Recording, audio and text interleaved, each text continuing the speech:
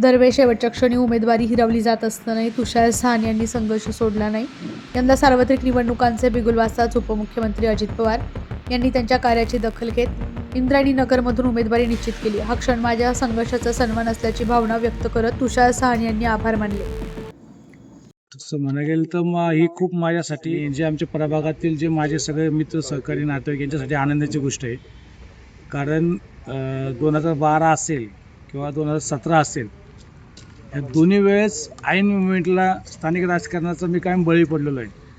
पण माझ्या ह्या 20 वर्षाच्या कार्यकाळामध्ये सांस्कृतिक कार्यक्रम असतील, सोशल ॲक्टिव्हिटी असतील, सामाजिक कामं असतील, आमच्या प्रभागातील जेवढ्या सामाजिक समस्या सोडवण्याचा प्रयत्न करत असतील, तर त्याची दखल ही माननीय मुख्यमंत्री अजितदादा पवार साहेब यांनी घेतली आणि ती दखल घेऊन त्यांनी मला राष्ट्रवादीमध्ये काल माझा प्रवेश घेतला.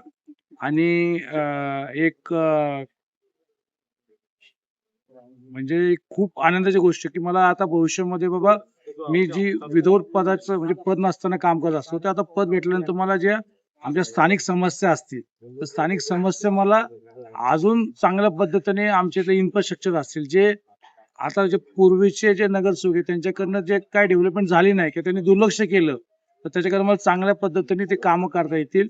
भविष्यामध्ये युवकांसाठी म्हटलं तर बघा, आता लहान मुलापासून म्हटलं तर महिलांपर्यंत ह्या दिवसभर आपल्या काम आणि आपले रेग्युलर रुटीन असते, पण त्यांच्यामध्ये त्यांच्या आजूबाजूला महिलांसाठी गार्डन पाहिजे, विनोद केंद्र पाहिजे, मुलांसाठी खेळण्यासाठी ग्राउंड पाहिजे.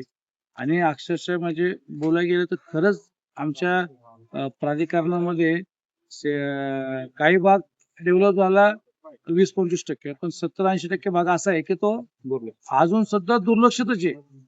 तर तो म्हणजे ही खूप मोठी समस्या आहे. त्याच्यानंतर लाईटचे प्रॉब्लेम असतील, पाण्याच्या समस्या असतील, तर ह्या जे बेसिक नीड आहेत ते सुद्धा अजून सुद्धा आमच्या प्रभागामध्ये विद्यमान नगरसेवक पूर्ण करू शकलेले नाहीत.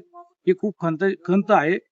राष्ट्रवादी पक्षाने जी संधी भेटली, तर ती खरंच त्या संधीचं मी सोनं पण करेल आणि भविष्यामध्ये ह्या ज्या स्थानिक समस्या ज्या आहेत त्याच्या पूर्णपणे पूर्ण करायचा प्रयत्न करेल.